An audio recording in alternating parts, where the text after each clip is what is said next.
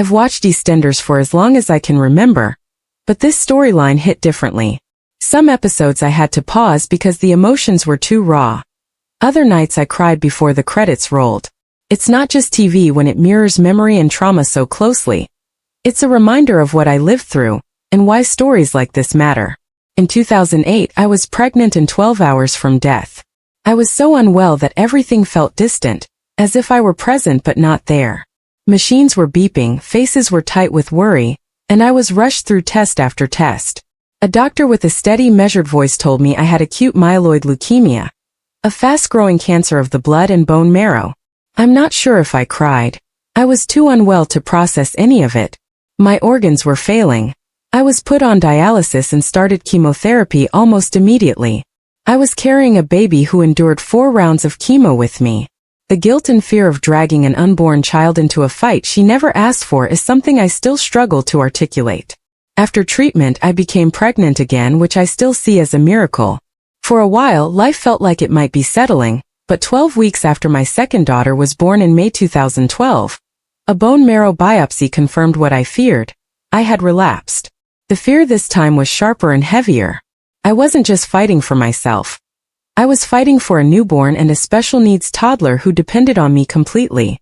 The thought of leaving them behind was unbearable. I was told I desperately needed a stem cell transplant.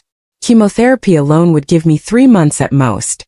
I had been on the donor register since 2008, and despite an international search, there were no matches. Hearing that again, after everything I'd already survived, broke something inside me. I didn't want to go through more treatment, but I had no choice. I started intense chemotherapy, knowing how brutal it would be, months of isolation, sickness, fear, and separation from my children. Then, somehow, the universe intervened. One match. Just one.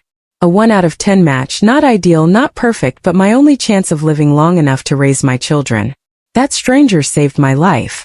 I still don't know who he is, and that carries its own emotional weight, gratitude mixed with the ache of never being able to say thank you. For people from Black, Asian, and mixed ethnic backgrounds, the odds of finding a donor are much lower, because matches are more likely within the same ethnic group. I lived the reality of being told there is no match for you. I experienced the fear of knowing your life depends on a stranger who may not exist.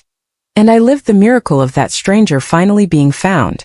EastEnders has captured the angst and uncertainty that comes with waiting for answers, when people closest to you are tested and none match. The speed of diagnosis, the urgency, and the way cancer doesn't just attack your body but everything around you, relationships, identity, the sense of safety you once had, felt true to me. If anything, I would have liked them to show a little more about the nurses and transplant specialists who become part of your life during treatment, but emotionally, the show has been honest. People assume you go back to normal, but there is no normal after something like this. There's a new version of you. Grateful, changed, sometimes fragile, sometimes stronger than you ever imagined. I still have days where fear creeps in. And I still have moments where a storyline like Denise's brings everything back so sharply it feels physical. But I also have life, my children, memories I wouldn't have had if that donor hadn't existed, and a perspective that reminds me daily not to get lost in the small stresses, though I'm the first to admit it's easier said than done. Representation of cancer in soaps is important, and it's especially crucial for ethnic minorities. Seeing the reality of donor matching on a mainstream show can prompt someone to sign up to the register, make a family feel less alone, or help someone recognize symptoms earlier. If this storyline makes even one person act, then it has done something vital. Watching it has been overwhelming, healing, and sometimes unbearable. There are nights I feel every emotion at once, the panic of diagnosis, the loneliness of isolation, the relief of a match, and the ongoing fragility of life after treatment. But there is also hope. Hope that the show will prompt action, hope that more people will understand the realities of donor matching, and hope that fewer families will have to face the same uncertainty. If this helps one person sign up to the donor register, recognize symptoms earlier, or feel less alone, then every tear I've cried watching Denise has been worth it. One match. One chance. One life. Anthony Nolan is a UK stem cell transplant charity giving 4 people like Rita a second chance of life every day. For more information about stem cell transplants, or to sign up to the stem cell register, head to anthonynolan.org. Thanks for watching. Don't forget to like, comment, and subscribe to EastEnders Spoilers Official.